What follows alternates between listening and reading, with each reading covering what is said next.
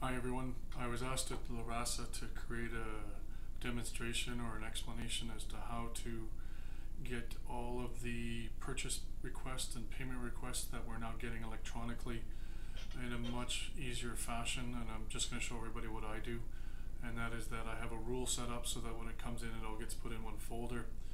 So the first thing I do, or I did, was that I created a folder in my inbox.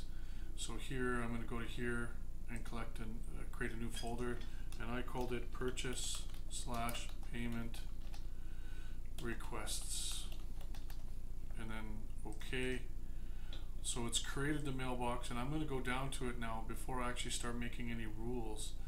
And I'm going to take it, and what I did was I took it and I dragged it all the way up to here to where my favorites were, because I wanted it to be in place no matter where I was in my inbox. So it's now there and in front of me. So now I'm going to create the purchase request and payment request rules.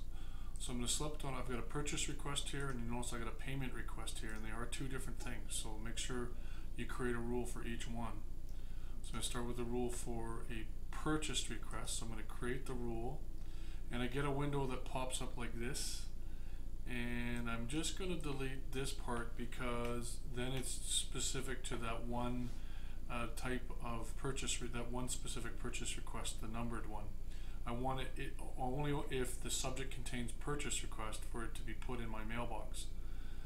Now you may be tempted to put it into click on this one, but you don't want to, because it displays another window that actually is a different kind of alert window that pops up and doesn't go away until you do something with it. So I would just leave it unchecked. Then I'm going to move to this folder. Now I'm going to select the folder, and specifically I want the purchase and payment request that I created here, and then hit OK.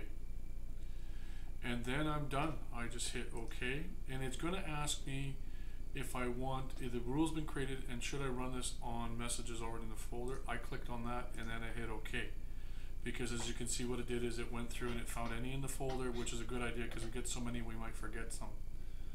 Then I do the same thing on the payment requests. So I clicked rules, create rule, subject contains. I deleted all this other stuff. Of course you could do this without having stuff. You could just create on rules without selecting an email first, but I found this was easy and I was able to do it fairly quickly. Move them to this folder, my purchase payment request folder, hit OK, hit OK, run this rule on messages already in the folder, hit OK, and there you go. And you'll notice that when I go here, they're already there. And as emails come in, they're going to get put into this folder automatically. So I found that worked well for me. You get a little number here that shows you how many are in there that are unread. So about 2-3 times a day I'm checking it and dealing with it then. So that's what works for me.